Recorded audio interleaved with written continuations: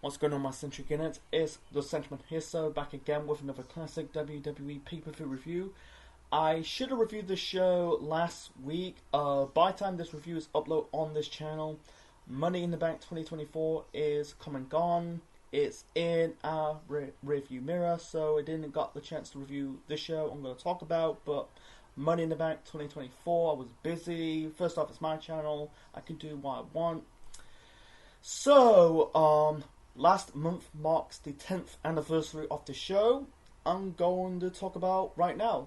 That is Money in the Bank 2014. So this show was at the TD Gardens in Boston, Massachusetts on the 29th of June 2014. The attendance of the show was 15,653. Money in the Bank 2014 received about 122,000 pay-per-view buys, downgrade than the 199,000 pay-per-view buys from the previous year.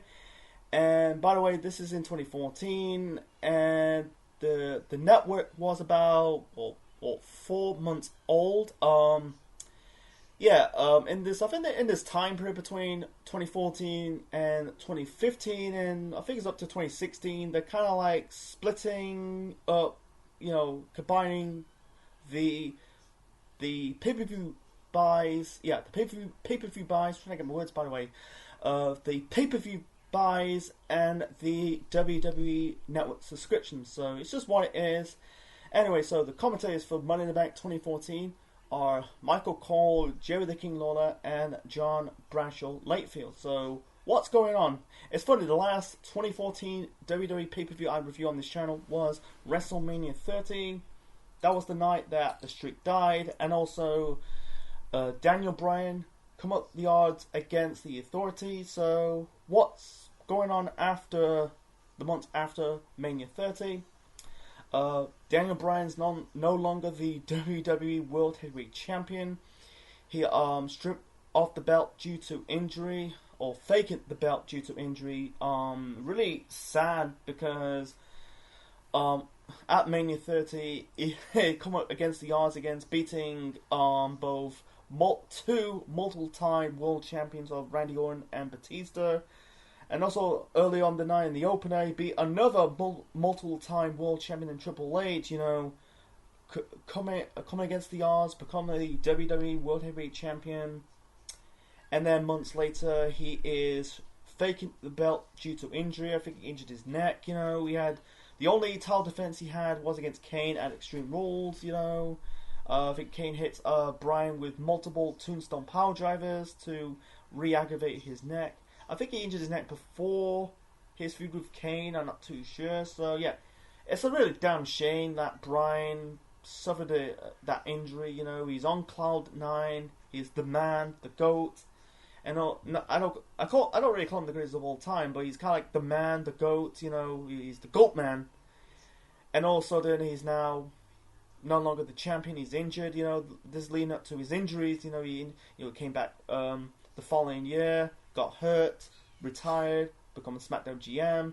You won't see Bryan holding the world title belt for 4 years, and then it's really a shame. That's another story of another time. I might talk about Daniel Bryan and WWE for a future video. So yeah, at this moment in time, Daniel Bryan is no longer the WWE World Heavyweight Champion. So yeah. On this show, they're doing a 8-man ladder match for the vacant WWE World Heavyweight Championship. We'll get to that in the main event later on in this review. That was the first story. The other story is, Seth Rollins turned on Dean Ambrose and Roman Reigns. The Shield is no longer no more. So the Raw after Payback, Rollins turned on Dean Ambrose and Roman Reigns to ally himself with the Authority. On that same Raw after Payback, Batista quit the company. Did the Queen's Wave and left. Triple H referring to his movie's gonna crap out. It's referring to the Guardians of the Galaxy film, and his prediction is wrong. The first Guardians of the Galaxy film will soon become one of my favorite films of the MCU. So yeah, and also that was Batista's last appearance in the company for 4 years until the Evolution rivalry reunion in 2018 at SmackDown 1000, and also his renewed rivalry with Triple H leading up to their match at WrestleMania 35. So yeah, plans are changed. I don't know what the original plan, or I'll talk about it when I get to the ladder match in the main event later on in this review. So yeah, things change, after Mania 30. You had Daniel Bryan was the champion. He's no longer the champion due to injury. You had this it's funny, like, the Shield was in this 2-match pay-per-view feud with the reunion version of Evolution, the return of Evolution as a trio: Triple H, Orton, and Batista. At Extreme Rules and Payback. And then plans change. I think I'll get to more. Yeah, I'll get to more about the Shield later on when I talk about the Money in the Bank ladder match. But the Authority is back. I think I don't know what the original plan is. I think the Authority faction will probably end after Mania 30, but they continue it. They continue with this faction until 2016. It has to do with Vince. I think Triple H definitely wants to end the group, but unfortunately they just don't have any say. With Triple H, he's at the time running NXT, soon running the entire company in our current timeline, but you don't want to piss off his father-in-law, so it's just what it is, man. So yeah, that's the big stories in 2014 after Mania 30. Bryan was the champion. He's no more. The Shield broke up. I think it's for the best, man. They were in the group for 2 years. We'll get to more of that when I talk about the Money in the Bank ladder match. So that was the two biggest. Yeah, that was the two biggest stories leading up to Money in the Bank 2014. And funny that there's no pre-show match on this show. They had this segment with Daniel Bryan informing the fans or the WWE Universe that, he's going to have a second operation. Yeah, this is leading up to his comeback, in 2015. That's another story for another time. So, this funny segment, this kind of like good segment or okay segment with Bo Dallas. He's doing this Bo Lever gimmick, the future Uncle Howdy. He's tell Bryan to Bo leave, and Bryan called Bo Dallas a boner. By the way, this is in the PG era. It's kind of acceptable. It's kind of fine. If they do this on the main show, I think it just came across a segment on Raw, SmackDown, but it's kind of fine for what it is. So anyway, the first match to kick off Money in the Bank 2014, we got 3 championship matches. And a Money in the Bank ladder match. So the first match to kick off Money in the Bank 2014, this is for the WWE Tag Team Championships. The Usos defending the belts against Luke Harper and Eric Rowan of the Wyatt family. So it started at Payback. You had the Tag Team Champions, the Usos, insert themselves. That was during the Last Man Standing match between John Cena and Bray Wyatt. Helping Cena against Harper and Rowan. To level up the odds, and this is I think it's a multi-month feud for the belts between both the Usos and Harper and Rowan. So, the weeks prior to this, you had Harper and Rowan beat the tag team champions on non-title matches to get a shot at the belts on this show. This match was good. Not on the same level as Usos Shields for the tag team belts at the previous year's Money in the Bank pre-show match. That is considered one of the best pre-show match they ever did, but it's still a good match. I'm gonna say about Luke Harper, aka Brody Lee, underrated. He's one of the most underrated workers. He's just like, this match is basically speed versus strength. But with Harper, he's big. He's a big dude, but the athleticism is there. It hit Jimmy O.J. with the super kick, hit one of the Uso brothers with the suicide dive, it's a shame, man. It's just like, I don't want to get into Luke Harper, man. It's really a shame. I wish they'd done more with him. So, anyway, in the end, the Usos hit Rowan with a double suplex off the top rope. hit a double Uso splash for the win to retain the tag team belts. Yeah, it was a good opener to kick off the pay-per-view. Set up there, I think it was a multi-month rivalry. They had a rematch for the belts at Battleground. That lead up, it was a 2-hour free pinfall match for the belts. You know, that's another future classic WWE pay-per-view review for another time. Yeah, and I think 2014 is the only time they fought one-on-one. Until they end up, you know, it's funny. Like I wish they put the belts on the not the Usos. I wish they put the belts on to Harper and Rowan's. My apologies, you know, my throat's a bit dry. I wish they, like I said, I wish they put the belts onto Harper and Rowan sooner, rather than like beat the Usos for the SmackDown Tag Team titles at WrestleMania in 2018. You know, remember they are the future Bludgeon Brothers, you know. Yeah, I wish they'd done more. You know, it's a shame. I think, like, on paper, you know, I wish they'd do more with Harper and Rowan as a tag team. You know, whether they're part of the Wyatt family or you know, be you know, as the Bludgeon Brothers in 2018. But it's just what it is, man. Like, yeah, you know, it's funny, like, with Rowan, you know, he's you know, like I say, speed versus strength, you know. The Usos are small guys, even though they're kind of like 6'1", 6'2". Harper and Rowan are the big guys, you know. Harper is 6'5", Rowan's 6'8", you know. Even though Harper is very athletic, but Rowan, he's a bit, you know, he's kind of like the powerhouse of this group. This is 1 year before they added Braun Strowman to the group, so, you know, yeah, I wish they'd done more with them. You know, I wish they put the belts sooner than 2018. It's just what it is, man. Let's move on, man. I'm kind of rambling, but yeah, it was a good opener to kick off the pay-per-view. So, the next match, this is for the Divas Championship. Paige defending the belt against Naomi, with Cameron in the corner of Naomi. The Funkadactyls, you know. Because at this moment in time, Brodus Clay is no longer with the company. He's got released.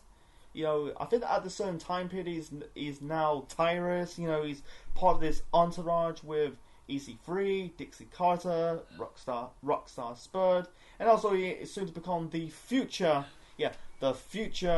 NWA World Champion in the NWA in the current timeline. You know, he's no longer the champion. I think it's EC3's the champion now. Anyway, so Paige won the belt at WrestleMania. Really, the Raw after WrestleMania 30. It was against AJ Lee. And then for like this is a second month or third. This is really her third pay-per-view match as champion. You know, she defended the title against Tamina and Alicia Fox at Extreme Rules at Payback. You know. Naomi beat Paige on a non-title match at main event, you know. This is lead up to a story going into this. This is revolved around Cameron and Naomi. Their real names are Ariane and Trinity. You know, I watched Total Divas. I think it's Naomi's first match back. You know, she got hurt. You know, she injured her eye in a match against Oksana on Raw. That lead up to Oksana again let go of the company. You know, she kind of plants her knee in her Naomi's eye. You could tell it's an accident. You know, accidents happen. It's just what it is. You know. Anyway, so yeah, this is teasing off this split up between Cameron and Naomi, the Funkadactyls. You know, the match between Paige and Naomi. I think it was an okay match. Is that a terrible match? No. Is it going to be like? Is it designed to be like an all-star, like a 4-star classic or a 5-star classic? No. It's just like a fine, okay match. You know, didn't really outstay its welcome. There was one botch. Yeah, there was kind of one botch, man. I think it was Paige or Naomi. They were going with like a suplex off the top rope, but they kind of lost their footing and they're kind of like tumbling out of the ring. Kind of a bit of a scary spot, but we were okay after that. So, Naomi was going for it was a net breaker on Paige for the second time, because the first time beat Paige on an episode main event, not on Raw but main event. It was kind of relevant at the time, because at the moment time, not main event is the C show or the D show. You got at the time back then, you got like Raw, SmackDown, NXT, main event, and Superstars. Now I think you got Level Up. They kind of limited the shows at the time, but yeah, on an episode of main event, yeah, it was because Paige was going for the Paige Turner. Naomi countered it, in this match on the show. She was going for the net breaker. Paige countered into the Rampage for the win to retain the Divas Championship. So I think it's the last time Paige retained the title on the show, because I think it's the next night or a few weeks later, Paige ended up dropping the belt to the return of AJ Lee. That kicked off their multi-month rivalry, and that continue at Battleground, at SummerSlam when Paige regained the belt, and Paige dropped the belt back to AJ Lee at Night of Champions. They had the blow off of their rivalry at Hell in a Cell. It got me thinking. I think Paige's run as Divas Champion, I don't think it's a good run. It was an okay run, but I think it's the one thing approved in WWE in the last 10 years has to be women's wrestling. Back then it was a joke. It was more of eye candy, bringing women who's there for like with the looks, they're just models, pretend to be wrestlers who can't wrestle, instead of women can actually wrestle. That's back in 2014. This is like 1 year before, or 1 or 2 years before the whole women's revolution. Yeah, I think the one thing kind of improved is the women's wrestling, right now compared to back in 2014. And it got me thinking, yeah, Paige she was over in NXT. She was the first ever NXT Women's Champion. And I think like she was over in NXT, but ever since she got called up in the main roster, the fans do not really care about Paige. I think it's like they don't really know her that much, until this is months before she ended up like appearing on Total Divas. I think Paige was a bit vanilla, a bit bland, lack of personality. You can tell like she ended up like showing her personality when she was on Total Divas. I think turning Paige heel was the right call.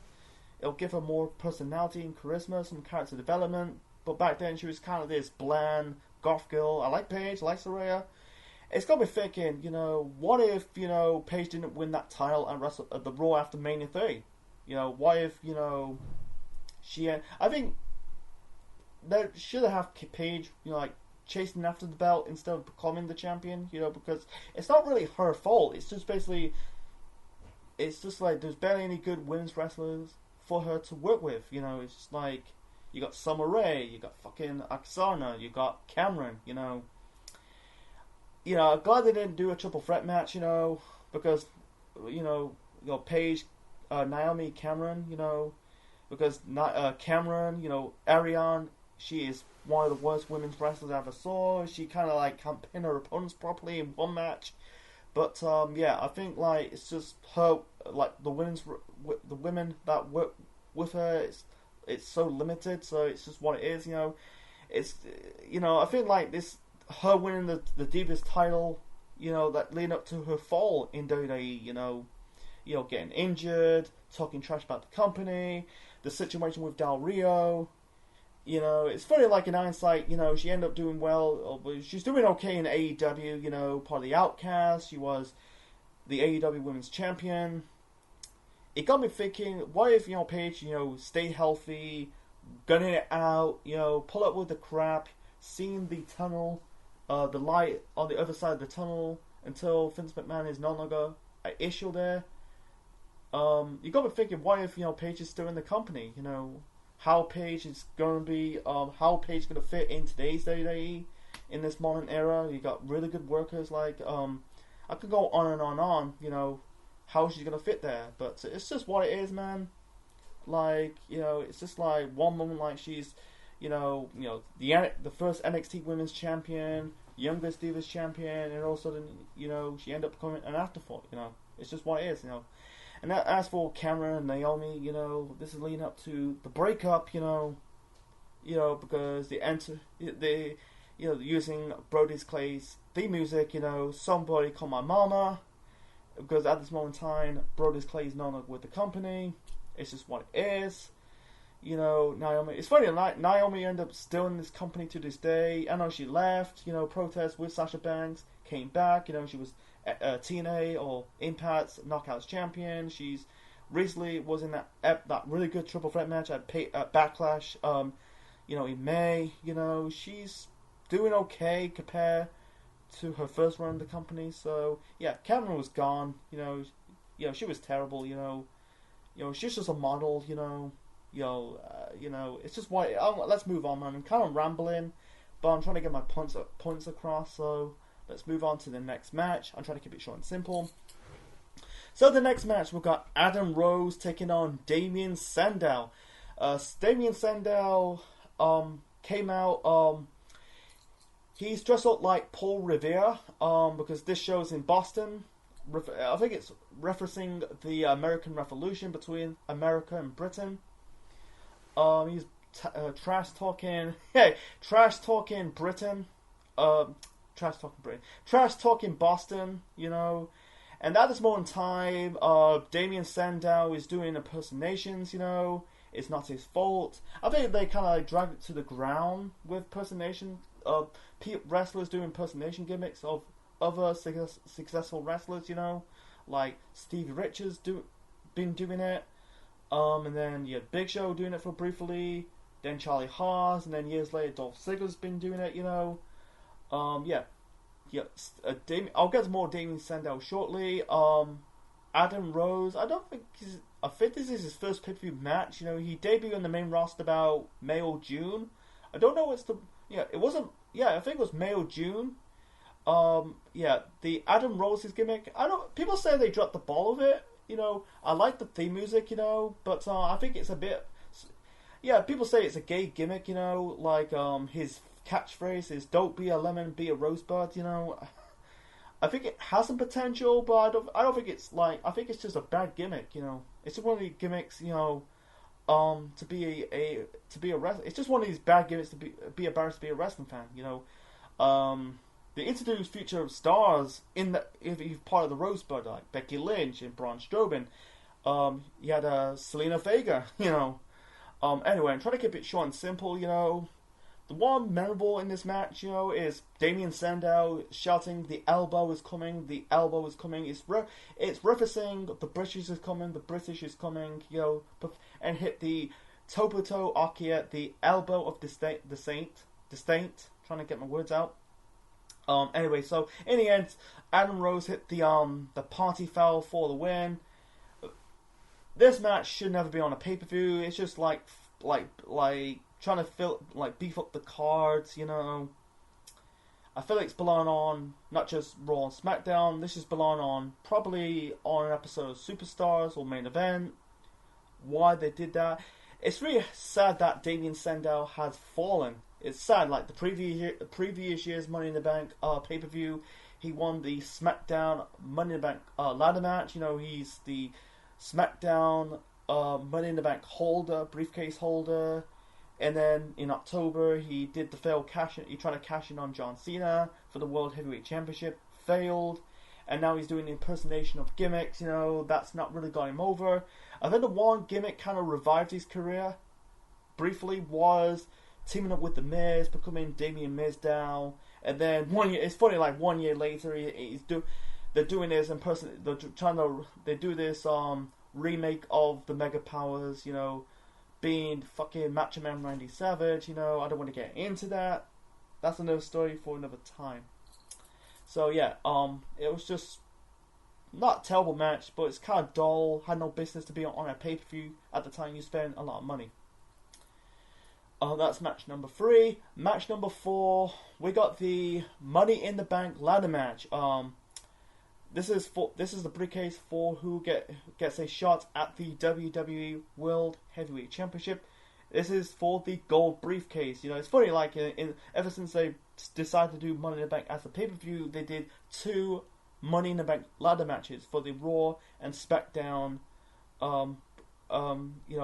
ladder matches. I'm trying to say this is for the WWE and World Heavyweight Championship briefcases for the red and blue briefcases. The last one, the 2013 one was the last one they do that, and then between the years between 14 to 16, it's just a singles Money in the Bank briefcase. Ladder match. I'm trying to say. Sorry, I'm trying to get my words out. My throat's a bit dry, but yeah. Between 10 and 13, it's you had 2 Money in the Bank ladder matches for Raw and SmackDown, because at the time it was that was during the end of the first brand split and the post brand split. And between 14 to 16, they did a single Money in the Bank ladder match. I think it's the first time they did that since 2009, because 2010 they did 3, and this for the gold briefcase. I think they still do it to this day. Anyway, so the competitors in this Money in the Bank ladder match, we've got Seth Rollins, Dean Ambrose, Jack Swagger, Kofi Kingston, Dolph Ziggler, and Rob Van Dam. I'm really shocked that RVD was in this ladder match.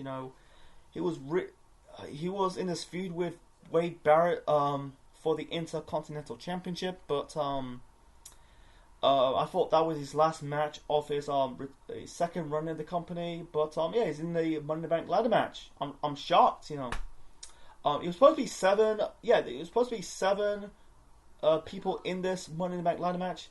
The 7th person was supposed to be Wade Barrett, or Bad Barrett. Unfortunately, he was pulled out due to a shoulder injury. He got attacked by Jack Swagger. I think he suffered a separated shoulder. He ended up taking the Intercontinental Championship that was won by Dolph Ziggler. He ended up coming back and win back the belt. It's just what it is. But it's now 6 men. Rollins, Ambrose, Ziggler, Kofi, Swagger, and RVD.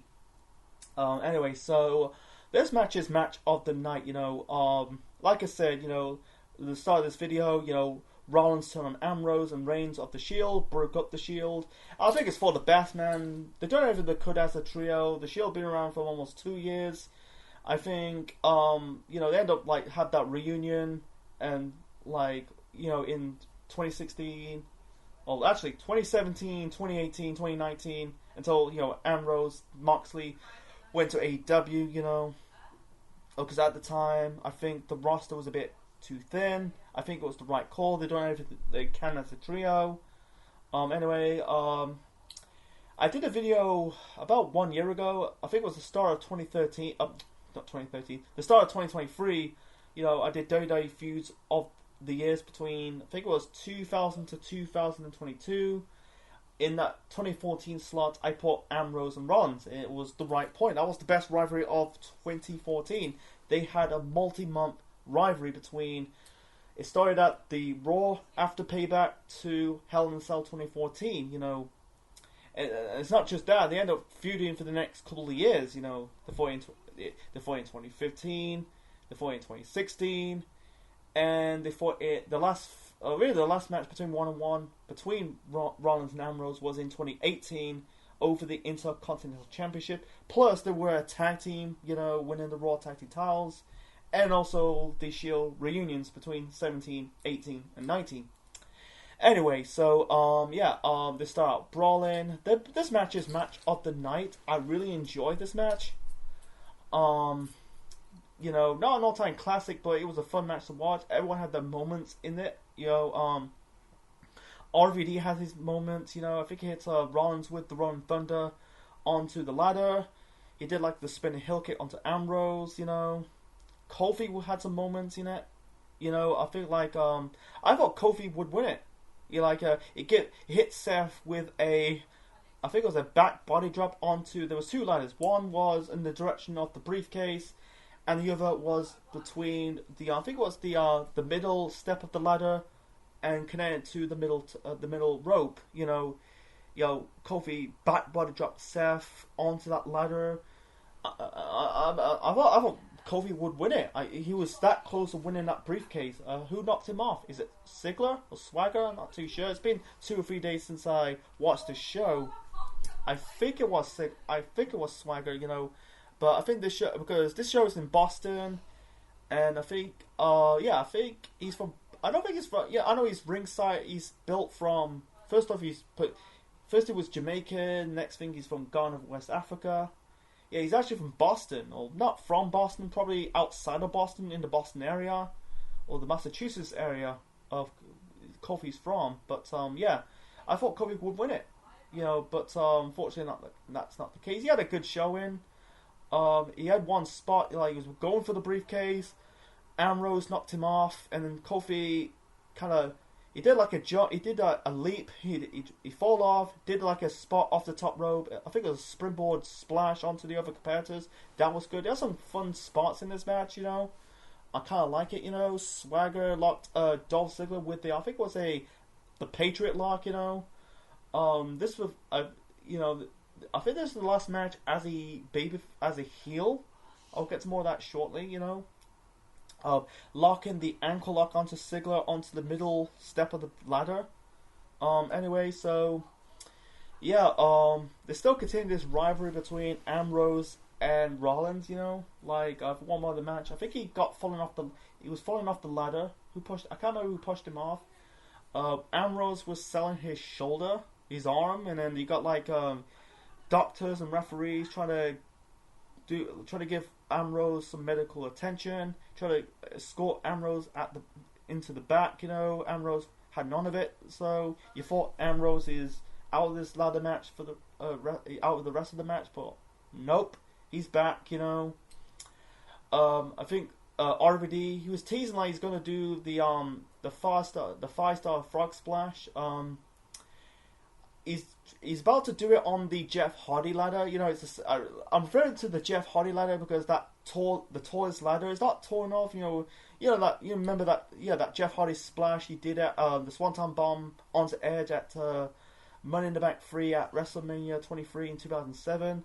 It was not that tall off that ladder, but it was very tall. It was, RVD was going for the 5-star frog splash, but I think it was, he's about to push him off. I think Swagger hit RVD with a power bomb.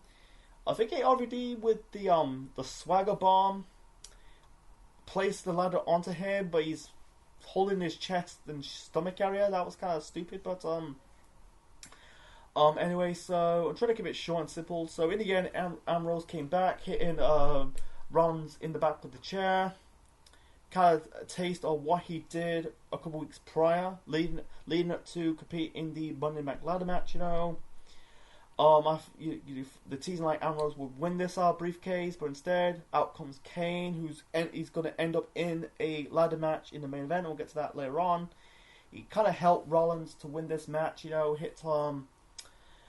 hitting Ambrose with the choke slam and the tombstone power driver. Rollins climbed the ladder, won the briefcase. Yeah, Seth Rollins is Mr. Money in the Bank. You know, the golden briefcase. You know, I kind of like the golden briefcase. I like the red briefcase and the blue briefcase. Yeah, I like the Damien Sandown briefcase. You know, but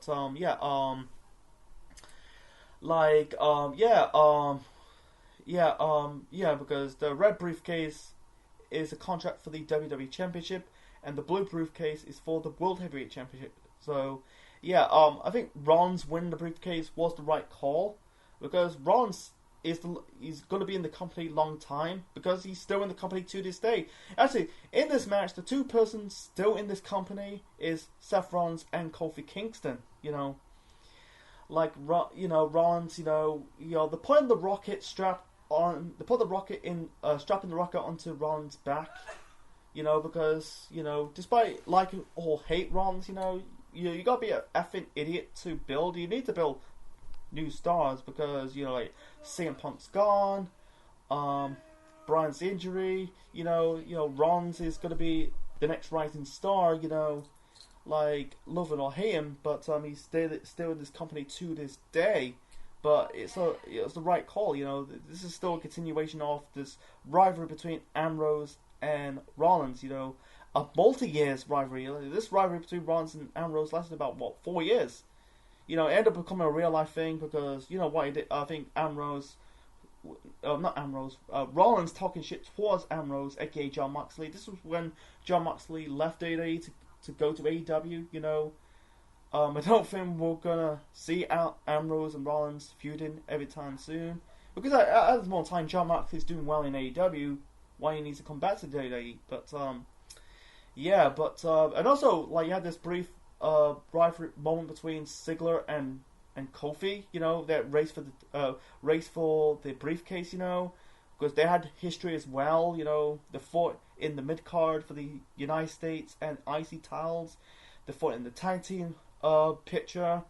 And then a couple of years later, 5 years later, they ended up fought for the WWE Championship when Kofi was the champion. You know, like you could tell, like Kofi and Dolph, they fought around the card in WWE. You know, they had some history. So seeing seeing Triple H and Stephanie McMahon holding Rollins' arm in the air, knowing that they're playing the seeds. Because Rollins is the poster boy of the authority. He's the diamond of the rough. You know, describing Triple H towards Randy Orton. You know, yeah, they were teasing doing this. I thought they're gonna do this evolution, still continue this evolution of faction.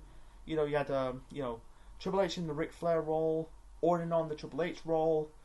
Rollins will be in the Randy Orton role because he's the young guy, the young lion, and Kane will be in the Batista role as the enforcer. But instead, like I said, Batista left the company. Won't see Batista again until the Evolution reunion in 2018 on SmackDown 1000, and his final match against Triple H as a wrestler at WrestleMania in 2019. So, besides that, this Monday Night Live match was match of the night. Moving on to the next match, and I'll try to keep it short and simple. Yeah, we got a tag team match. This is a non-tag team title match. You know, we got Ryback taking on Gold and Stardust. Ryback, Curtis Axel, and Ryback. You know, been feuding with the Rhodes Brothers, Cody and Goldust. They fought at the previous month's pay-per-view Payback. You know. And now this is a rematch, and this is Cody's first pay-per-view match as a new character, as Stardust. You know, one of the most polarizing characters for Cody. That's one of the reasons why Cody left the company in 2016. It is kind of polarizing because it's just a mirror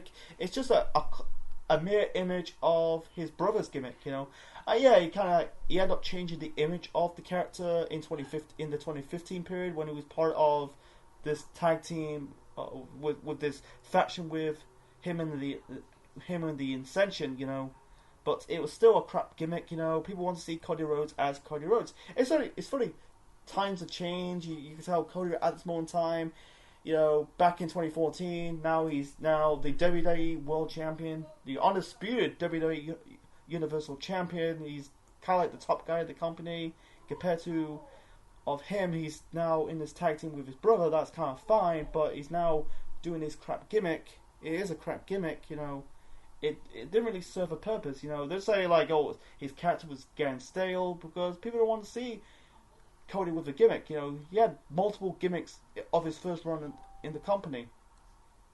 Ever since ever since Legacy broken up in 2010, he was dashing Cody Rhodes. He was undashing Cody Rhodes. He was part of Team Rose Scholars with Damien Sandow. He had the mustache. Now he's Stardust, you know. Cody is kind of like this guinea pig wrestler with putting Cody with different gimmicks, trying to make it stick, you know. But I think the most memorable gimmick for Cody is Stardust, man. Not in a good way, but in a bad way. So, anyway, the match between Gold and Stardust, they're not really cool at this moment in time, but I'm going to call it for this video, against Ryback. It's just a fucking terrible kit. It's just basically head cheese. You know, look it up. I don't want to talk about it in this video.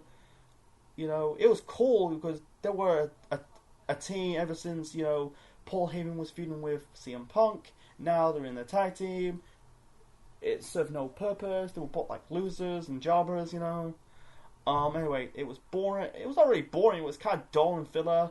This is like the Adam Rose Damian Sandow match from earlier. Had no business, man. It's basically just trying to beef up the card. So trying to keep it short and simple. It's just basically Cody's first match at Stardust, you know.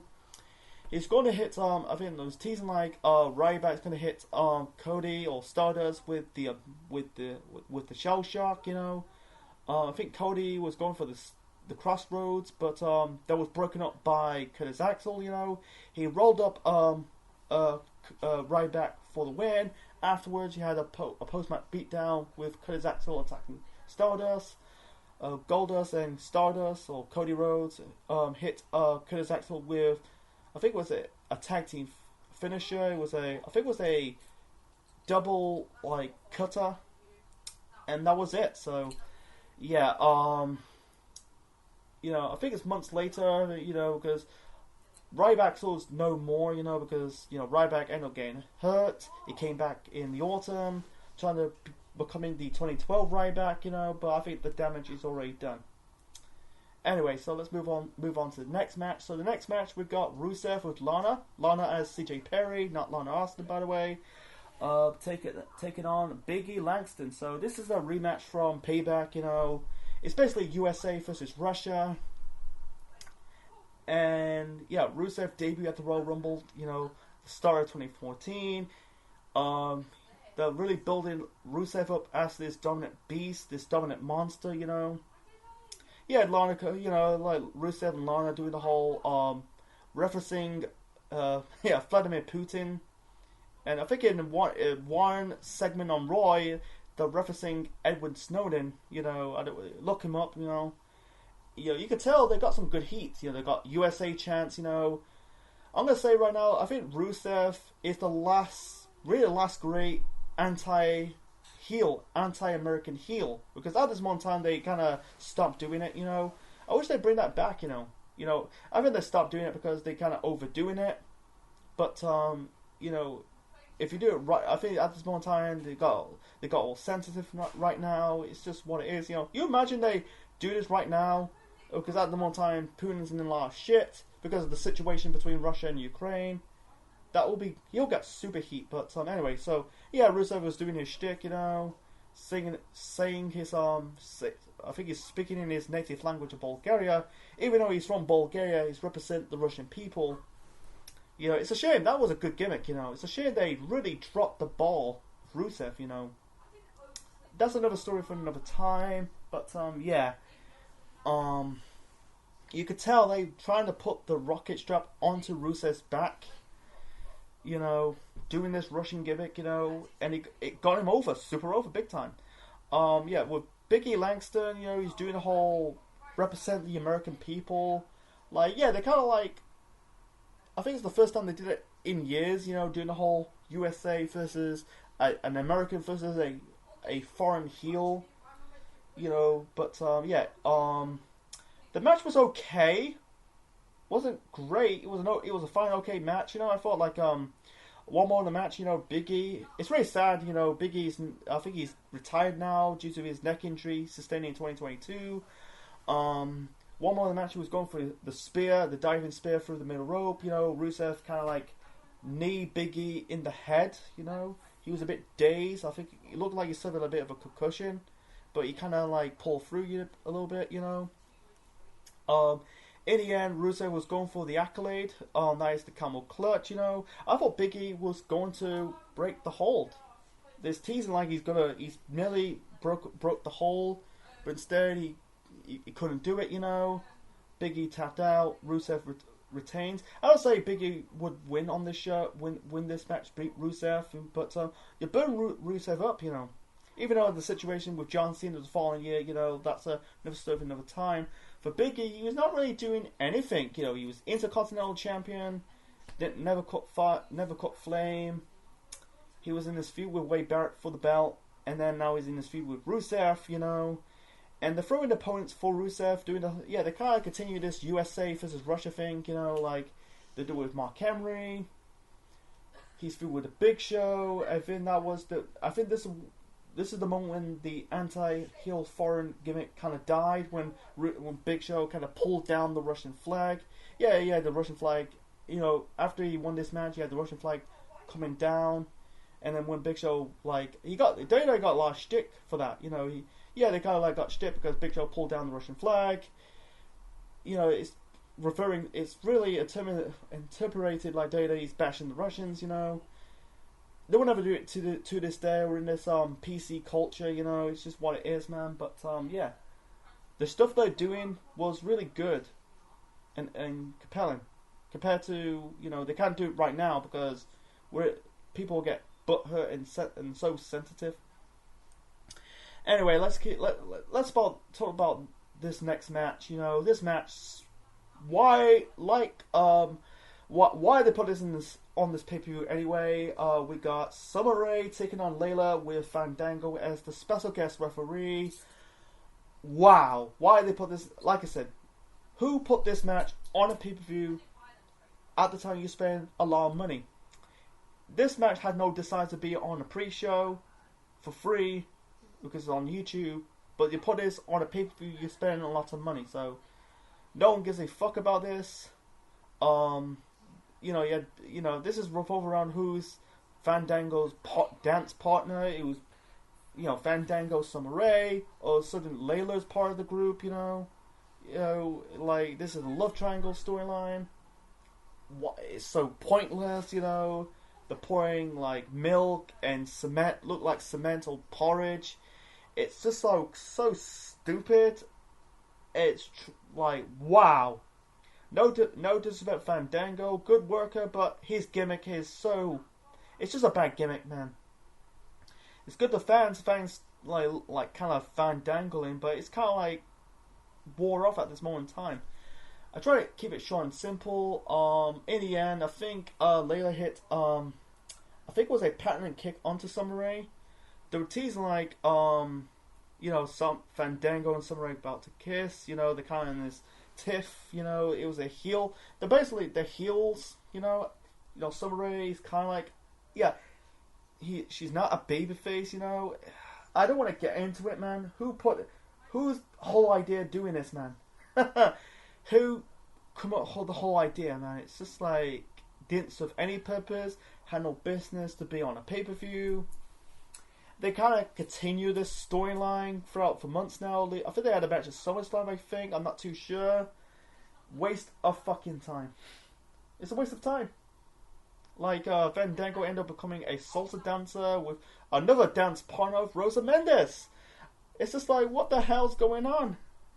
You know, like, I think the worst rivalry of 2014...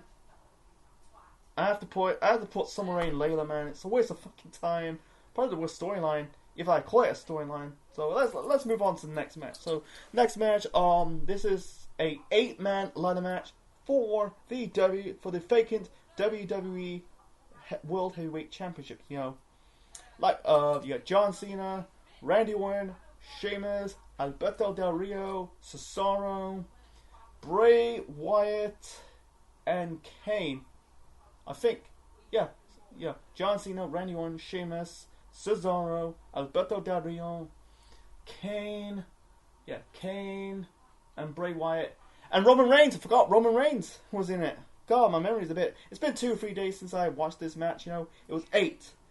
Yeah, John Cena, Randy Orton, Sheamus, Cesaro, Alberto Del Rio, Kane, Roman Reigns, Anna Partridge, and a pear tree. And also Alberto Del Rio, like I said. Like I said, Daniel Bryan is no longer the WWE World Heavyweight Champion. He faked the belt due to injury. It got me thinking, what is the original match? You know, if Bryan was still healthy, are they gonna do a ladder match for the belt? You know, Bryan versus other competitors. You know, I get it, they're trying to have this is kind of like an all-star match, like similar from the previous year, and the one in 2012 with the in the Raw Money in the Bank ladder match. You know, you got Cena, Orton, Sheamus, Alberto Del Rio, and Kane. They are the former WWE champions. They formerly held the belt, and you got guys who never won the belt at this moment in time. Because you got future champions or future WWE champions of Roman Reigns, the future tribal chief, and Bray Wyatt. The only one who never touched the belt is Cesaro. Wow, Cesaro has fallen, absolutely fallen. Ever since he won the Andre the Giant Battle Royal at WrestleMania 30, the night after Mania, you thought this teasing like they're gonna do this rivalry between Cesaro and Jack Swagger. And Cesaro, I forgot to mention, Swagger ended up turning babyface the next night to feud with Rusev and Lana. Still continue doing this whole USA versus Russia. But anyway, let's get back to this match. I thought the teasing gonna do Swagger versus Cesaro. The Real Americans breaking up. Underrated tag team, should have won the tag team belts, but it's just what it is, man. Nope. You had Cesaro aligned himself with Paul Heyman and doing the whole King of Swing gimmick. That is absolutely fucking stupid. I like Cesaro's swinging move got him over, but it's just like they dropped the ball. I think they should have turned him babyface. 2014 should be Cesaro's big year, but unfortunately, it was an afterthought. This is 1 year later. Yeah, 1 year later, Cesaro, or 2 years later. I think it was, you had Vince McMahon. You could tell, Vince McMahon really do not rate Cesaro. Claudio Castagnoli. He said in Stone Cold's podcast, saying there's something missing about Cesaro. Yes, you could tell, Vince McMahon is so out of touch, man. But anyway, so 8-man ladder match for the vacant WWE World Heavyweight Championship. Yeah, you had Triple H and Stephanie watching the whole match at ringside or near the timekeeping area. I forgot to mention this. They had this segment between Brie and Stephanie. Still continuing their rivalry. Brie slapping Stephanie. Brie got fired. Brie keep calling Stephanie a bitch. You got security guards escorting Brie out of the building. One of the security guard is Luis Martinez, aka the future Damian Priest, the future WWE World Champion in our current timeline. Wow, it's funny, because I think at this moment in time he was in ROH as Punisher. What was it? Punisher Martinez. Yeah, Punisher Martinez. I'm not familiar with his work in ROH, but it's funny, he was homeless, he was part of OH, and now he's in WWE, part of the leader of the Judgment Day, and he's the current WWE World Champion, or World Heavyweight Champion, the second coronation of the Big Gold Belt. Anyway, it's just continuation of the set up the Stephanie Brie match at SummerSlam that year. So, anyway, this 8-man ladder match for the vacant WWE World Heavyweight Championship, it was a good match. But I think the Money in the Bank ladder match from earlier was match of the night. I call it the second best match of the night. Too many bodies in this match. I think the two guys were odd ones out were Bray Wyatt and Alberto Del Rio.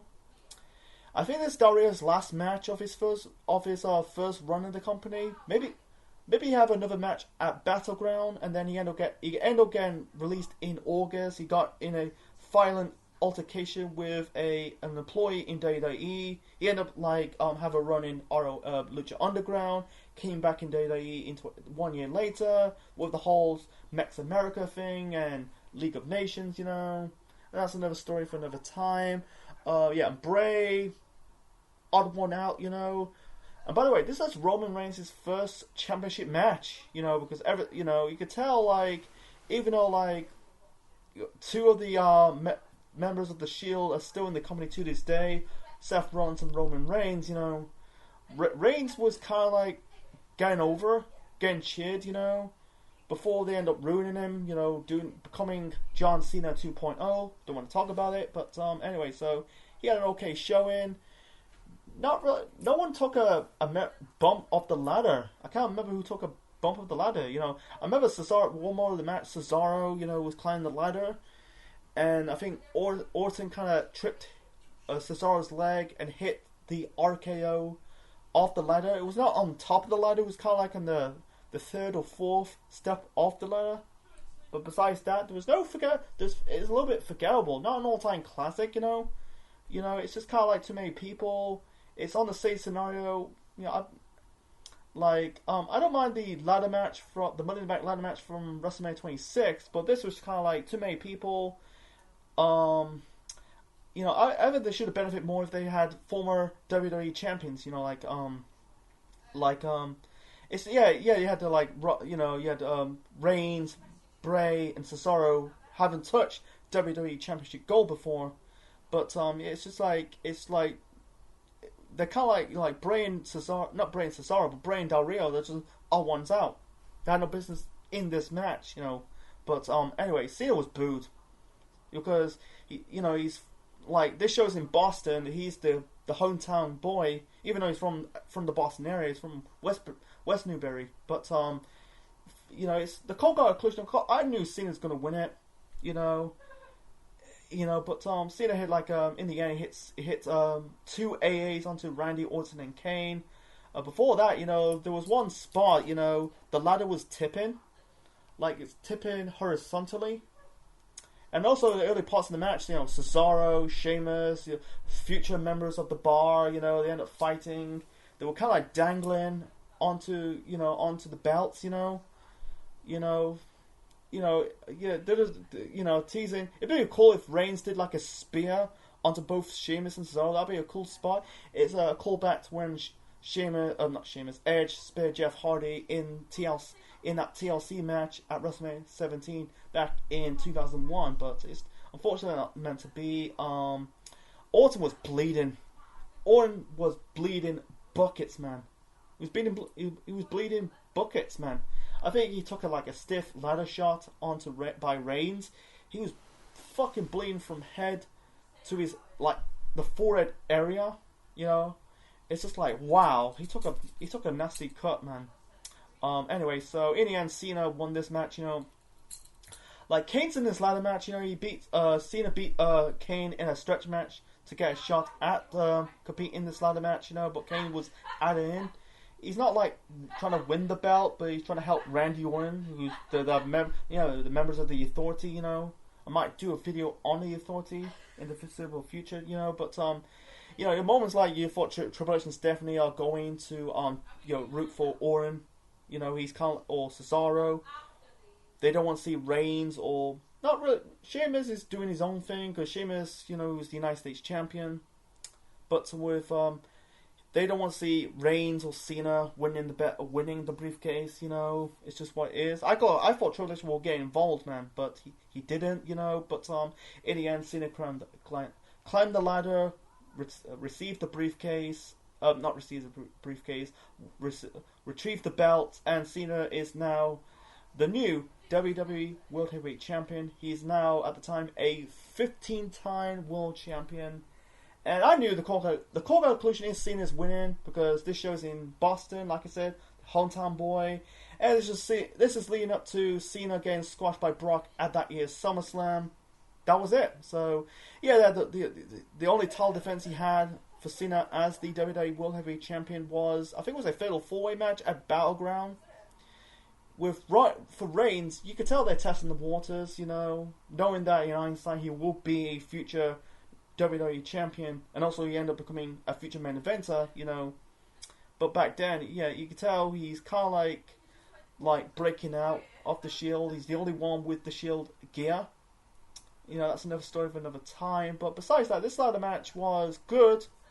But it's really cool that it'll let the fans go home happier, because at the time people just do not like Cena, because people were pissed at Cena because he buried Bray Wyatt, at WrestleMania. Not just at WrestleMania, the nail of the coffin was at Payback in the Last Man Standing match. We're getting sick of Cena. Once again Cena is the champion again. He's going for the championship. But like I said, we're two months away. He's end up just getting squashed by Brock. It's just what it is, man. Yeah, I wish the ladder match was executed a bit better. And also the funny part when Sheamus, hit the bro kick, he was teasing he was gonna hit Orton with the bro kick, hit Cena with the bro kick, and the fans part at Sheamus. My overall rating of Money in the Bank 2014 is a 5 out of 10. Not a terrible show, not a great show. It's an okay show. It's basically an average show. It's a 3-match show, I'm trying to say. The 3 matches in the good is the 2 ladder matches and the opener, the tag team title match between the Usos versus Harper and Rowan. The undercard kind of sucked. The 3 matches in the bad. The Ryback versus Gold and Stardust match is nothing. It's basically Cody's first match as Stardust. Adam Rose versus Damien Sandow is just meh. And the women's match between Summer Rae versus Layla, that was just trash. It was a dud. It was a piss break. The crowd did not give a crap. The 2 matches in the okay was the Divas title match between Paige and Naomi and Rusev versus Big E. The undercard kind of sucks, you know. I'd rather skip this match. You could tell, like, the good workers are gone. You know, CM Punk is no longer with the company. He walked out after the 2014 Royal Rumble, that debacle. Bryan is injured. Won't see Daniel Bryan wrestle for like the next year and until 2018. Christian was gone. Concussion, retired. Mysterio is soon to be 1 foot out of the company. Yeah, the workhorses in this company is very thin. But I haven't seen the rest of WWE in 2014. Like this is the, like I said, this is the, you know, the second 2014 WWE pay-per-view I review. You know, the first one was WrestleMania 30. WrestleMania 30 is way better than this show. Not a terrible show, not a great show. It's a thumb of the middle of the match, the middle row type of the pay-per-view.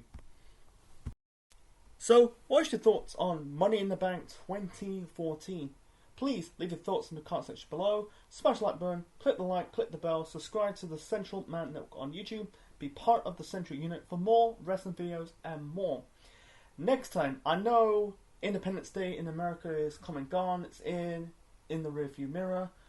I got me thinking, let's review a classic Great American Bash show, not just on the WWE side, but on the WCW side. So, I'm going to do a voting poll on my community tab. Your choices are Great American Bash 2007, 2008, and 2009. I know it's called The Bash, but it's still Great American Bash. So, until then, this is the Central Man officially signing out. Check you later.